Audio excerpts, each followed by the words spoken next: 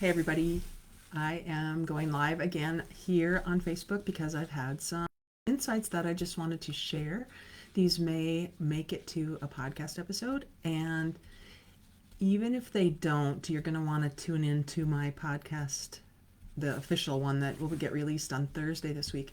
I had a fun conversation last week with Carla Christopherson, originally from North Dakota, a former Miss North Dakota, an attorney she went to Yale Law School, and she is an attorney in LA now, and she is a former owner of the LA Sparks women's basketball team. So we had a fun conversation. You know how much I love basketball, so you will want to check that one out when it comes out. Today I had some I'm going to call them random thoughts that have been occurring in my awareness the last week or so. And I just wanted to kind of talk them out with you if you happen to be here live or later. If you are here live, as always, please feel free to put comments in the chat and I will address them as I see them. I would love that, in fact, if you're listening or watching. I know it's right after lunch, so maybe you had to get back to work and you can't really watch. That's fine. I strike when the iron's hot. I do what occurs to me when it occurs to me. So I don't always have that scheduled. Kind of like creativity. I started painting again this weekend and it just sort of hits me. And I like having the flexibility to be able to follow that. So today we'll see where this goes. I've got a few things written on a piece of paper, but they are very random. So with that, I'll do the countdown just in case I decide to put this up as a podcast episode. So 3, 2, 1. Hi everybody and welcome to another episode of Circle Up and Get Real, where we talk about things that matter with people who matter. And you know what's really occurring to me in a cool way this week? That doesn't always have to only be conversations I have here on the podcast, because sometimes I run into random people at a coffee shop or a grocery store, and that ends up being a really short but powerful connection. And so I want to encourage you to start looking at the humans in your life as if they were maybe a potential really cool connection that you might not see if you weren't looking for that. Because that's what's been occurring for me recently. I've had a really fun week, and there have been some conversations that never would have happened at the level at which they happened for me if I hadn't been looking and being aware. So that, with that setup, I just want to talk about our mind today, because I've been doing a lot of work in mindset, how you set your mind. And if you think about mind as a concept or maybe as a thing, you think about your mind. Many people probably think about their mind as their brain. You know, if I said, "Where's your mind?" you would point here. And your brain is in your head. But according to Deepak Chopra and probably a lot of other people, your mind is actually in every cell of your body. So there has been research that has shown that we have mind cells in our guts, because we have that gut instinct about something that occurs to us outside our brain. Anyway, I don't want to get too deep into that. But as I've been watching things differently, I'm getting more fascinated with all of this energy stuff, this quantum mechanics, this stuff I can't touch, but I can feel. And it's energetic. And I have friends who have been doing energy work, energy healing for a long time. And I love that they do that. It hasn't been something that's been in my area of interest to that level. And yet it's pretty obvious when I stop and pay attention that there's something else going on here than what I can explain. So I'm going to start with a couple of bullet points. One is spiral dynamics, which I've talked about here on the podcast before. One is the truth principles that I studied many years ago when I was working with Bob Proctor, that Raymond Holliwell, the author I'm talking about, calls the law. These truth principles he calls the law, which is another name for God, according to him.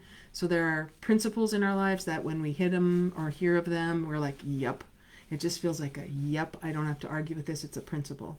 He calls those the law. So I want to talk a little bit about that.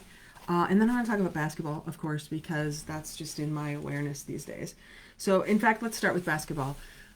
I am new to the WNBA this year because of Caitlin Clark. I'll admit it here. And I've been really fascinated with her as a human.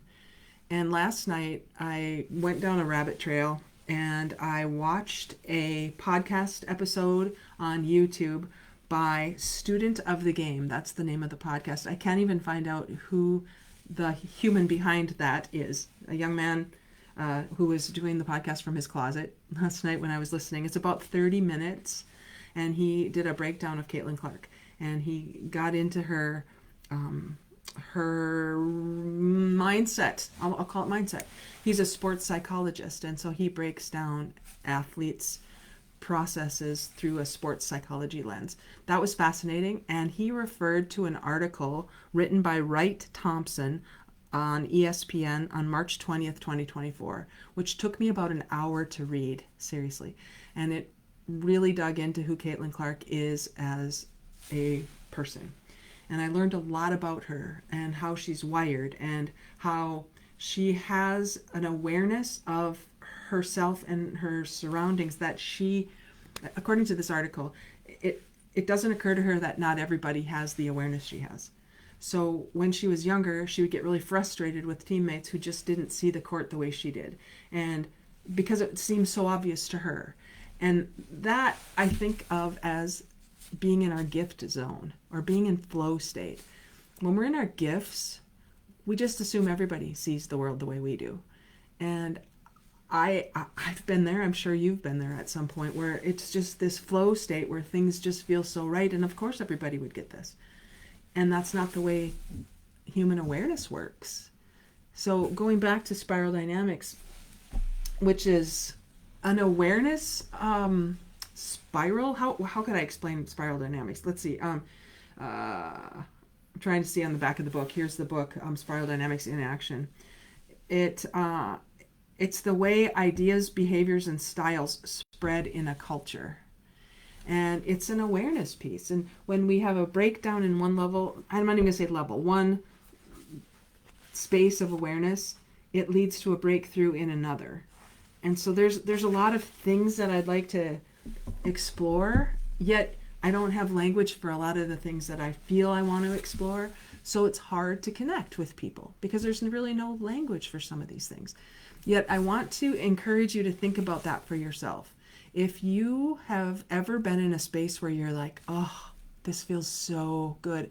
It feels like I don't even really have to say anything because I'm with a person or in a situation where there's no need to prove myself or to justify myself. I can just be myself. And when you feel that, that's energy. That's a vibrational match. That's a place where you can feel seen and gotten and appreciated and witnessed and all of those things that if we had language for, we would all be searching for. And that's what has occurred for me recently. I look up and people are in my space that I've been thinking about, and there they are. Or today, I'm going to name drop. I'm just going to name drop on this podcast. I'm in a coffee shop here in Fargo. I'm meeting with a new friend. She isn't there yet. And I look up and Easton Stick is in this coffee shop. Now, you may or may not know who that is. He is the backup quarterback for the LA Rams. No, Chargers. Oh my gosh, I got it wrong. The Chargers football team. And he's a former NDSU quarterback. I've watched all 4 years he played at NDSU and really big fan of his. I became a Chargers fan because of him, and I otherwise wouldn't have followed. And he's in the coffee shop I'm in. Well, I couldn't let that pass me by, so I introduced myself to him. And what an amazing human.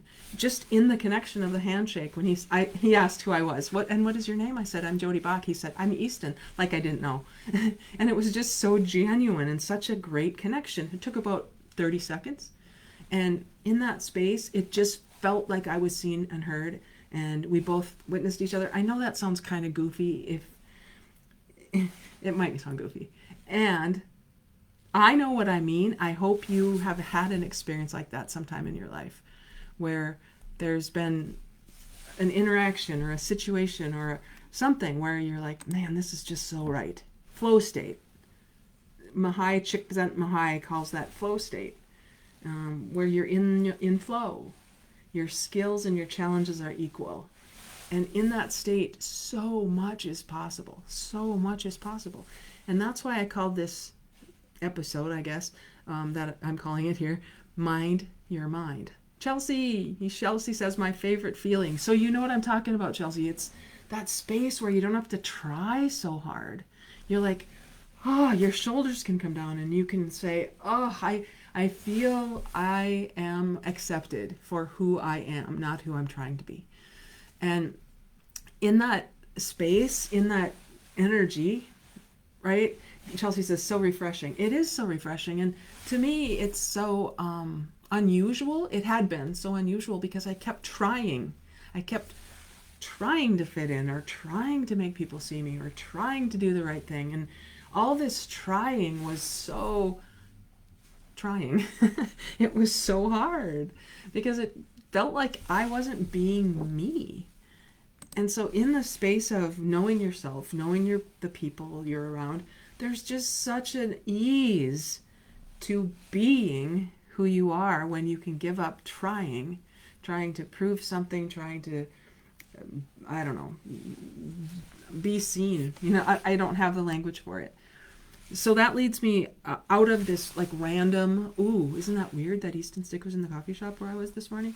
Ooh, isn't it weird that I had a conversation with a new friend today where we just started at a level that I don't normally start, and we dove in, and for an hour we were in each other's orbit. I mean, it was just a different conversation.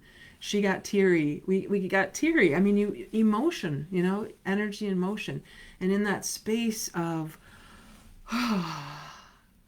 ease, the words flow differently.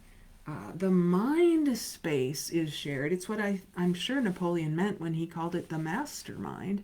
When we're in a spirit of harmony, where the best of each of us can come into that conversation, and each of us says things that we didn't bring with us into the coffee shop that day. It's because we witnessed each other in a way that allowed some of these random thoughts to be born.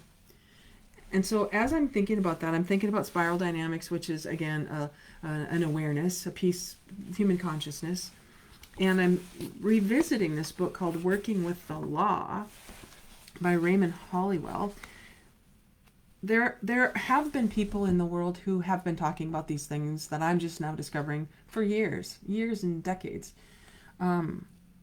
He calls this space that he's talking about when he says working with the law, I shall call God working in our lives the law. Or law, not the law. Chelsea says, when you are open to it, it comes easier. So you are really good at seeing people. I think I'm getting better at it, Chelsea. Probably because you crave it so much yourself. Yes, each of us. And Chelsea, I see you, you see me, because we are both in that space of awareness, openness, curiosity, consciousness. And when we're in that space, we stop looking for ways to be right. We stop looking for ways to be defensive and to make somebody wrong so we can feel better about ourselves. It doesn't occur in the energetic space anymore. So I'm witnessing things differently. I'm not feeling the need to be seen and appreciated so badly that I'm begging people for that attention. And I've been there. I've done that before.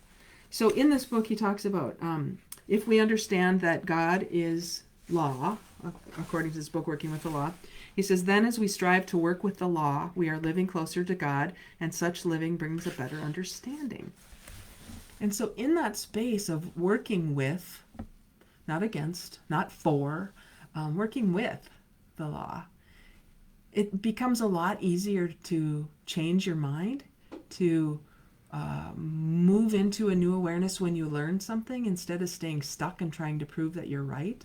So he says, this is a quote here, the wise man changes his mind, the fool never. And so if you're stuck in trying to prove that you're right, you might be at a space where there's a new awareness trying to come into your space. Because the tighter we hold on, the tighter our ego holds on, the smaller our lives are going to get.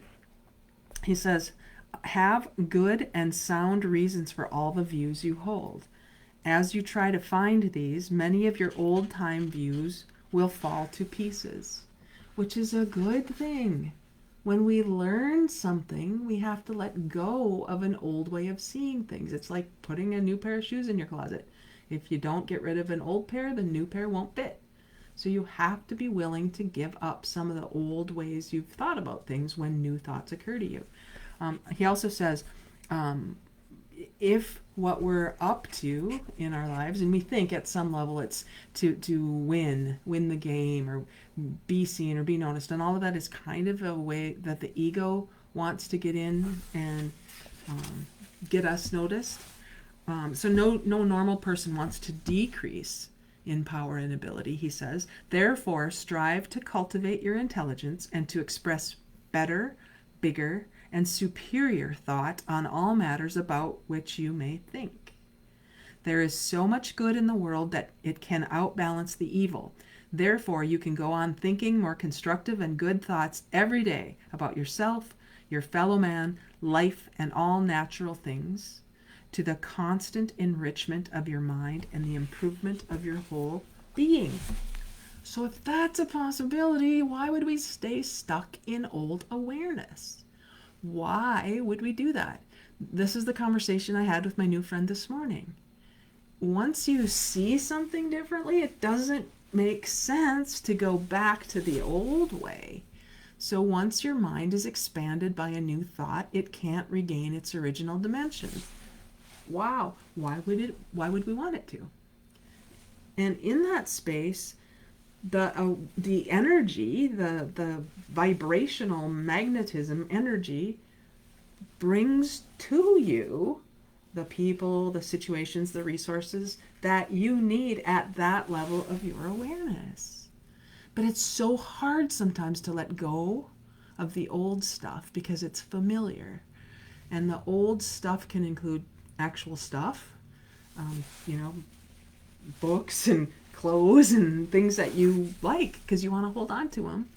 Or it could be mindsets, old things, the things that got you where you are, the awarenesses that got you where you are. Marcus Buckingham. Marshall Goldsmith wrote a book, 2009-ish, that he was a coach for big executives, and the book was called What Got You Here Won't Get You There. Because the awareness that got you where you are is not going to continue to get you to the next awareness. We have to be willing to expand our thinking. Einstein said that we can't solve our current problems with the same thinking that got us there in the first place. We have to think differently.